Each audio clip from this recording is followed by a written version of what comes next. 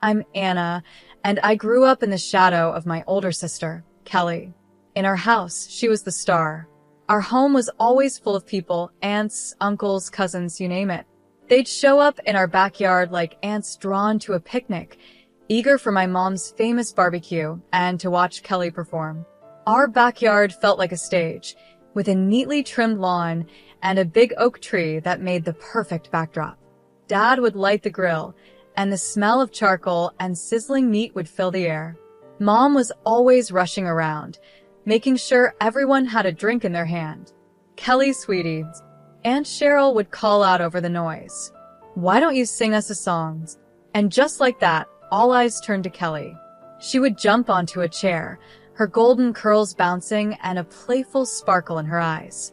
She'd clear her throat dramatically, and then she'd start singing. She loved doing her best Celine Dion impression with My Heart Will Go On, and the adults went wild, clapping and cheering like it was a real concert. Mom and Dad would smile proudly, with Dad even wiping away a tear now and then.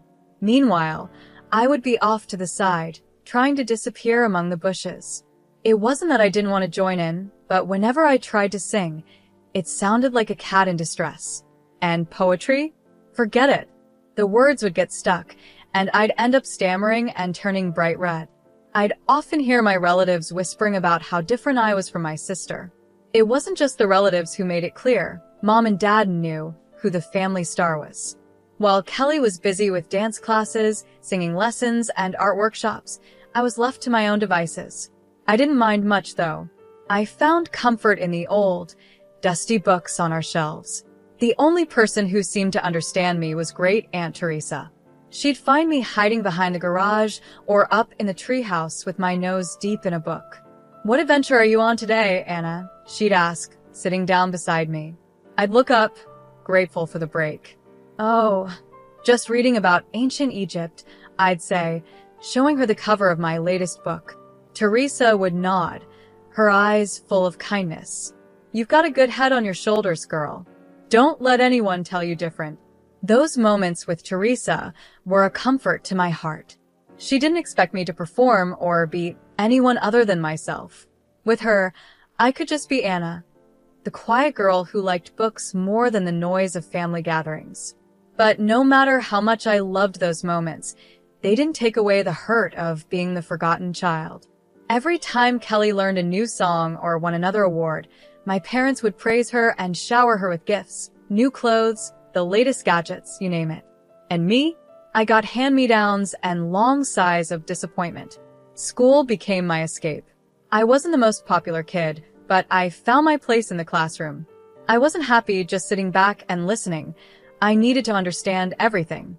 "Mrs. David," I'd ask after class, my voice calm but sure, "could you go over that part about mitosis again?" I didn't quite get it. She'd smile, clearly happy that I cared. "Of course, Anna. Let's go over it together." If a teacher didn't have time, I'd ask for book recommendations. Soon, my backpack was stuffed with extra reading material. I stayed up late, poring over those books, determined to get every subject right. All that effort paid off.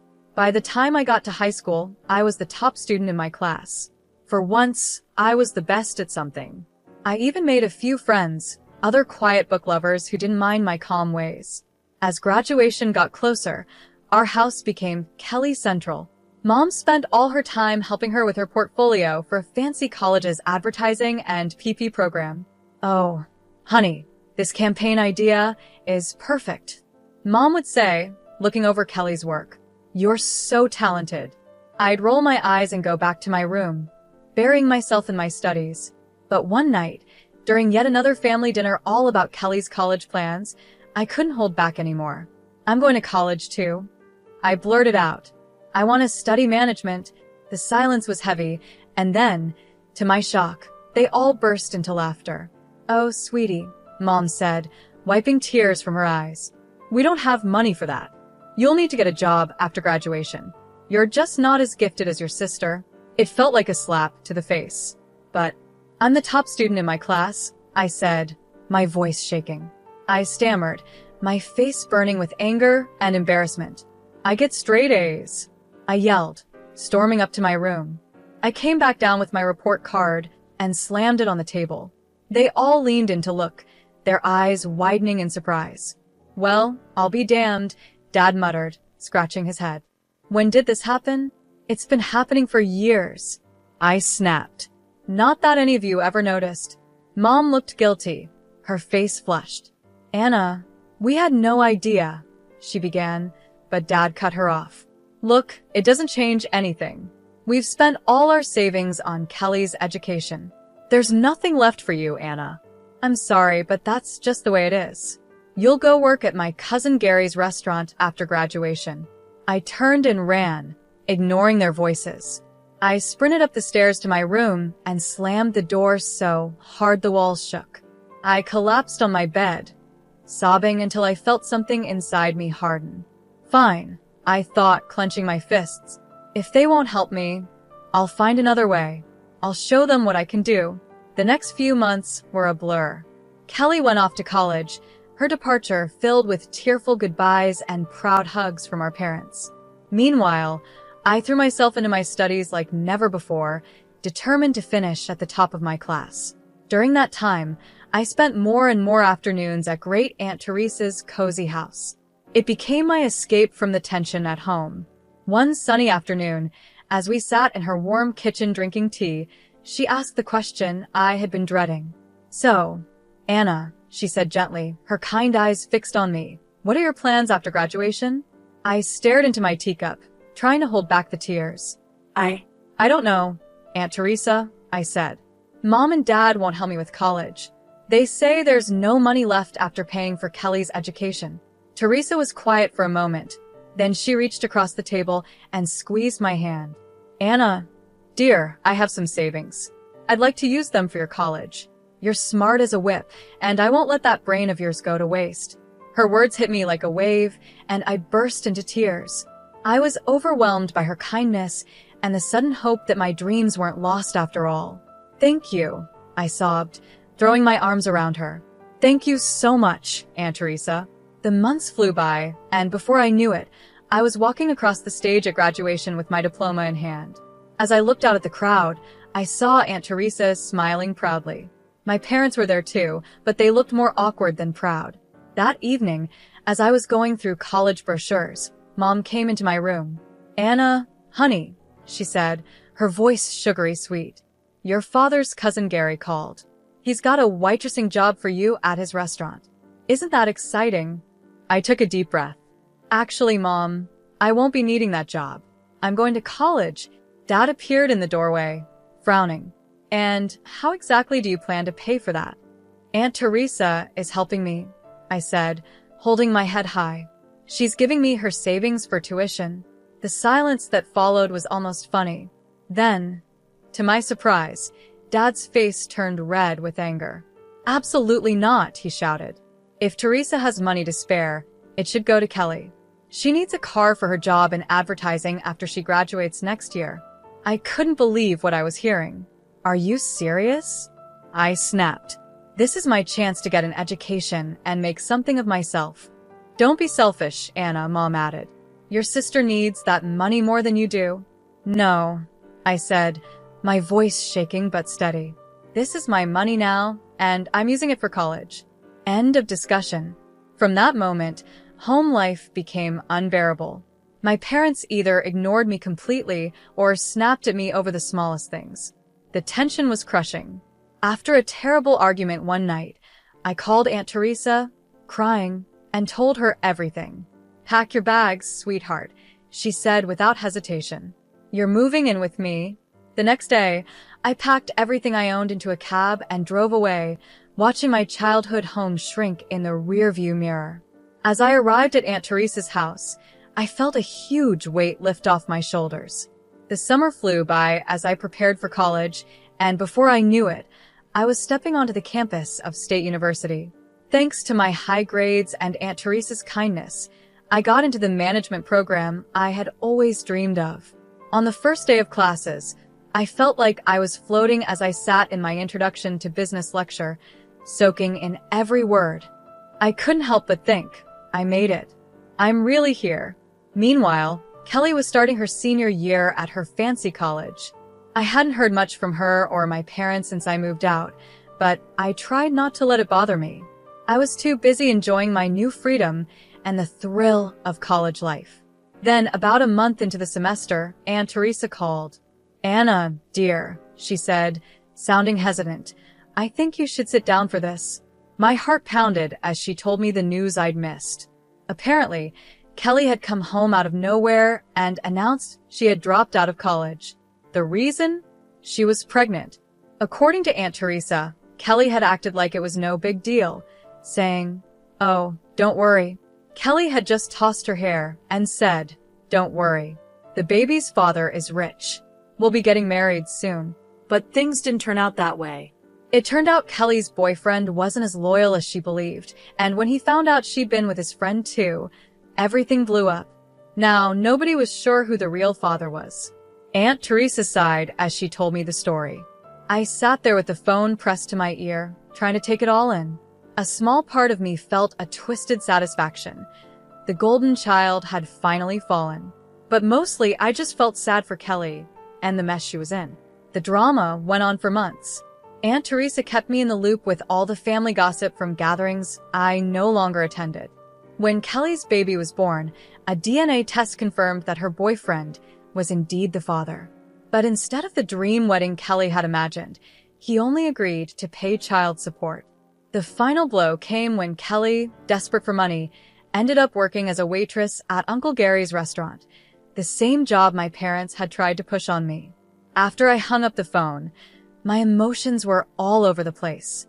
A small, petty part of me wanted to gloat and show off my success to my family. But mostly, I felt deeply grateful for how far I'd come. The next few years flew by in a whirlwind of classes, exams, and late-night study sessions. Before I knew it, I was walking across the stage at graduation, holding my hard-earned management degree. As I looked out at the crowd, I saw Aunt Teresa smiling proudly, tears of joy in her eyes. Because of my top grades and great recommendations from my professors, I landed a manager position at the Gilded Fork, one of the top restaurants in the city. The salary was more than I had ever dreamed of, and for the first time in my life, I felt truly accomplished. When I got my first paycheck, I knew exactly what I wanted to do. I went straight to the electronics store and bought the latest smartphone for Aunt Teresa. Her eyes lit up when I handed it to her. "Oh, Anna," she gasped, turning the sleek phone over in her hands. "This is too much." I just smiled, pulling out my own phone. "Not at all. Now, let me show you how to use it." Over the next few weeks, I taught Aunt Teresa everything about social media. She picked it up quickly, especially enjoying YouTube's video feature. Soon, her page was full of videos, her garden, her cat, and her famous apple pie in all its stages of preparation. I'd watch Aunt Teresa's videos during my lunch breaks, always leaving a comment or a like. It became our way of staying connected, even when work kept me busy. One day, as I was getting ready for the dinner rush, my phone buzzed. I glanced at it and was surprised to see my mother's name. We hadn't spoken in years. "Anna," she said, her voice hesitant. "We were hoping you might come over to talk." After a long pause, I agreed. That Friday, I found myself standing on the porch of my childhood home, my hand hovering over the doorbell. Before I could press it, the door swung open. "Anna." My mother pulled me into a tight hug. "Oh, sweetie, it's so good to see you." Inside, I saw my father, Kelly, and a toddler I assumed was my niece. The atmosphere was tense, but not as hostile as I'd feared. "You look good, kiddo," Dad said, his voice gruff but friendly. "We hear you're doing well for yourself." I nodded, still a bit cautious. "I am. I'm a manager at the Gilded Fork now." Their eyes widened when I mentioned the restaurant's name. Mom cleared her throat. That's wonderful, dear. Actually, that's part of why we wanted to talk to you." For the next hour, they apologized for how they had treated me, admitting they were wrong to dismiss my potential. Then they got to the real reason for the visit. "Anna," Mom said, glancing at Kelly, we were wondering if you could help Kelly get a job at your restaurant." I looked at my sister, who was bouncing her daughter on her knee. She wouldn't meet my eyes. "I'll see what I can do," I said finally. "No promises, but I'll ask." True to my word, I spoke to Mr. Brandon, the restaurant owner, about Kelly. To my surprise, he agreed to give her a chance as an administrator. Kelly started the following week. I kept an eye on her, half expecting her to mess up or cause problems, but she surprised me. She was punctual, efficient, and the customers loved her friendly attitude. As the weeks went by, I found myself easing up around her. We weren't best friends, but we developed a respectful working relationship. Just when I thought everything was settled, life threw another surprise my way, this time a good one. One day, Mr. Brandon called me into his office. My heart pounded, worried I might be in trouble. But instead, he smiled and said, "Anna, how would you like to help me expand the business?" Before I knew it, I was stepping into a new chapter. I was in charge of opening not one, but 4 new restaurants. My days were packed with staff meetings, menu tastings, and crunching numbers. It was exhausting, exciting, and everything I had ever wanted. The promotion came with a big raise, and suddenly I had more money than I knew what to do with. That's when the calls from my parents began. At first, it was small things. "The roof is leaking," Mom would say, hesitantly. "We were wondering if you might be able to help out a little." It felt surprisingly good to say yes, to fix their problems with a simple transfer of money. It started with the roof, then a new water heater, and soon enough, I was paying for a complete home renovation. As their financial situation improved, thanks to the allowance I was sending them each month, the family gatherings returned. But this time, it was different. "Have you heard about Anna's latest project?" Mom would proudly tell the relatives. "She's opening a new restaurant downtown. We're so proud of her." I'd catch Kelly's eye across the room, and she'd give me a small smile. She was doing well, too, having been promoted to head administrator at the Gilded Fork. "My girls," Dad would say, putting an arm around each of us. Both of them making their old man proud. Part of me wanted to be bitter, to remind them of how they treated me before, but a bigger part of me just enjoyed their approval, something I had wanted for so long. As I drove home that night, a feeling of contentment washed over me. After all these years, I finally had what I'd always wanted, success in my career and the love and appreciation of my family. I was the golden child now, but more importantly, I was my own person, standing on my own 3 feet. It was a quiet Friday afternoon when everything came crashing down. I was scrolling through YouTube, sipping my coffee, when I saw that Aunt Teresa had posted a new video. It was from one of the family parties I'd missed because of work. Smiling, I clicked play, expecting to see the usual fun and laughter. But instead, what I saw made my blood run cold. There, clear as day, were my parents, their faces red from drinking and self-importance. Mom was waving her hands around, her voice slurred but unmistakable. "And Anna, that ungrateful little freeloader," she said. "She barely gives us anything. We're not made of money, you know." Dad joined in, his face flushed. "That's right. We're doing just fine. Thanks to our Kelly. She's the one keeping that fancy restaurant running. Anna just rides on her coattails." The video went on, showing various relatives nodding in agreement, some even throwing in their own complaints. Kelly sat in the corner, looking uncomfortable, but she didn't speak up to defend me. As the video ended, I just sat there, stunned. I sat there, stunned. How could they do this? After everything I had done for them, after all the money I had given them, how could they say such terrible, false things? My hands were shaking as I scrolled down to the comments. There I saw a series of messages from my parents. "Teresa, delete this video right now. You had no right to post this. Take it down immediately." But Aunt Teresa's reply brought me to tears. "I don't know how to delete videos," she wrote, "and even if I did, I wouldn't. It's time everyone saw the truth about how you treat Anna. She's the one supporting you, and this is how you repay her kindness. Shame on you both." I sat there for what felt like hours, watching the video over and over, reading the comments again and again. The betrayal cut deep, reopening old wounds I thought had healed. Finally, I picked up my phone and called Aunt Teresa. "Oh, Anna, dear," she said as she answered, her voice full of sympathy. "I guess you've seen the video." "Yeah," I choked out, my voice raw from crying. I can't believe it, Aunt Teresa. How could they? I could hear the anger in her voice. They've always been like this, Anna. You just weren't around to see it. I'm so sorry you had to find out this way, but maybe it's for the best. You deserve to know the truth. We talked for hours, with Aunt Teresa comforting me as I moved through shock, anger, and sadness. As night fell, I made a decision. I'm cutting them off, I said, my voice steady despite the pain. No more money, no more help. They made their choices. Now they can deal with the consequences. The days after the video were some of the hardest in my life. My phone buzzed constantly with calls and texts from my parents, but I couldn't bring myself to answer. Their cruel, false words kept playing in my head. After a week of silence, I finally sent them a brief text. I've seen the video. I know how you really feel. Don't contact me again. The money stops now. Their replies came flooding in right away. At first, they were apologetic. Anna, sweetie, we're so sorry. We didn't mean any of it.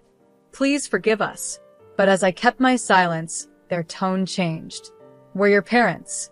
You owe us. Each message felt like another stab, but I stayed strong. I had given them chance after chance, and they had only hurt me. It was time to end the cycle. Surprisingly, Kelly stayed out of it. At work, she continued to be the perfect employee, efficient and professional. If she was upset about losing our parents' financial support, she didn't show it.